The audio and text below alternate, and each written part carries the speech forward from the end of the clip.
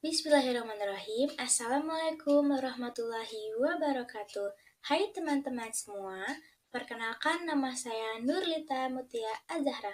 Saya dari Universitas Muhammadiyah A.R. Fahrudin, Fakultas Keguruan dan Ilmu Pendidikan, Program Studi Pendidikan Guru Sekolah Dasar. Baik, saya di sini akan memaparkan materi yang berjudul Perilaku Positif Siswa SD dengan Teori Behavioristik. Simak baik-baik ya.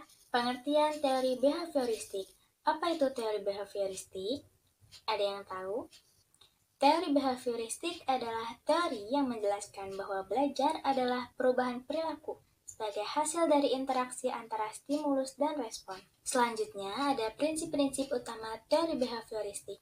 Yang pertama, ada stimulus respon, yaitu belajar terjadi karena adanya hubungan antara rangsangan dan tanggapan.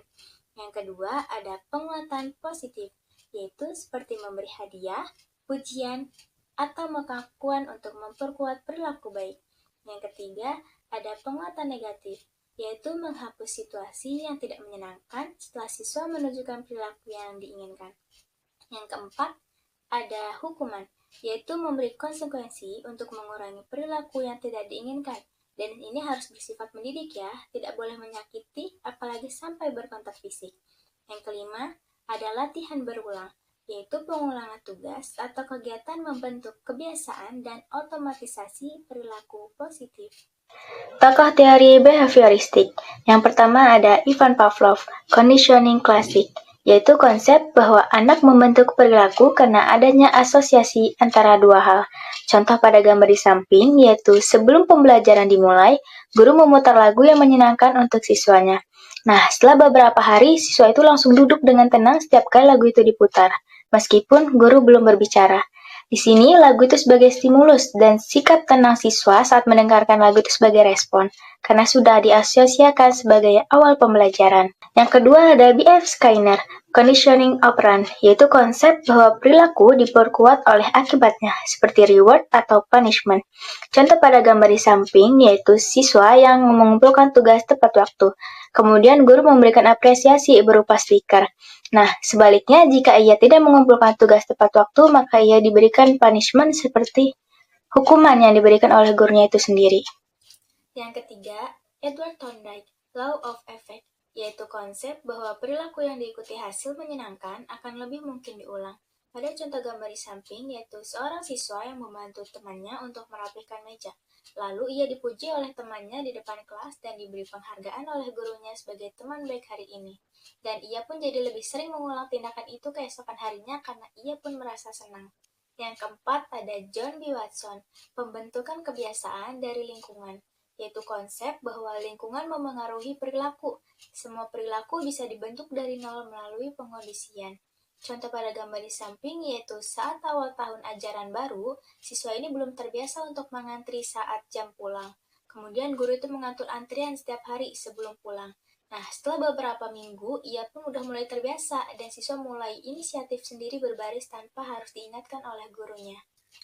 Implikasi teori behavioristik dalam pembelajaran SD. Yang pertama ada guru sebagai pengolah perilaku, bahwa di sini guru harus berperan aktif untuk memberikan stimulus dan penguatan kepada siswa. Yang kedua ada penerapan reward dan punishment. Contoh dari reward yaitu seperti memberi pujian atau penghargaan lainnya. Kemudian ada punishment yaitu memberikan tugas tambahan. Nah, yang ketiga ada pembentukan perilaku positif. Contoh perilaku yang dapat dibentuk seperti menyapa guru, berbuat baik kepada teman, dan rajin mengerjakan tugas. Yang keempat, ada penguatan yang konsisten dan bertahap. Nah, di sini kita bisa gunakan tabel bintang, kartu prestasi atau kartu perilaku. Dan yang terakhir, ada kegiatan belajar yang sesuai. Nah, lakukan latihan berulang membaca dan menulis untuk siswa. Analisis hasil observasi yang saya lakukan bahwa di sini ada salah satu siswa yang mengalami permasalahan belajar. Ia memiliki beberapa faktor, dan faktor utamanya itu orang tuanya sendiri. Ia tidak dibatasi bermain handphone dan tidak ditegur apabila ia bermain handphone hingga larut malam. Akibatnya, ia kesiangan dan terlambat masuk kelas. Oleh karena itu, ia dibully dan diejek teman-temannya karena sering terlambat. Kemudian, ia juga kurang dalam memahami materi yang diterangkan oleh gurunya. Dinamika pembelajaran berdasarkan teori behavioristik. Yang pertama, kurangnya reinforcement positif pada perilaku belajar. Yang kedua, ada pengaruh lingkungan orang tua dan sekolah. Yang ketiga, ada bullying sebagai hukuman sosial. Kemudian, di sini ada solusi berdasarkan pendekatan behavioristik. Yang pertama, ada modifikasi perilaku melalui reinforcement positif. Yang kedua, ada penguatan negatif terhadap perilaku bermasalah. Yang ketiga, ada peningkatan kontrol orang tua. Yang keempat, ada pencegahan bullying melalui lingkungan positif. Yang kelima, ada remedial atau bimbingan akademik yang terstruktur. Kondisi yang diharapkan yaitu siswa akan terbentuk kebiasaan baru seperti tidur tepat waktu, hadir tepat waktu, dan mulai memahami materi pelajaran. Yang kedua, ada lingkungan belajar menjadi lebih kondusif dan tidak diskriminatif. Yang ketiga, orang tua lebih berperan aktif dalam mendampingi proses belajar anak. Yang terakhir, ada terjadi perubahan perilaku secara bertahap karena pembiasaan dan reinforcement yang tepat. Kaitan teori behavioristik dengan kasus siswa, di sini teman-teman boleh baca sendiri. Dan sini ada alasan mengapa relevan teori behavioristik dengan kasus siswa yang sudah kita bahas tadi. Strategi pembelajaran, yaitu ada metode yang disarankan, drill and practice, yaitu pengulangan dan reward system, dengan tujuan untuk membentuk kebiasaan belajar yang positif melalui latihan berulang dan penghargaan. Kemudian, pendekatan guru, yaitu bisa melakukan penguatan positif, penguatan negatif, dan hukuman yang edukatif, serta bimbingan khusus. Nah, yang di sini ada media belajar yang sesuai. Ada game edukatif online, video pembelajaran interaktif, dan media konkret atau manipulatif.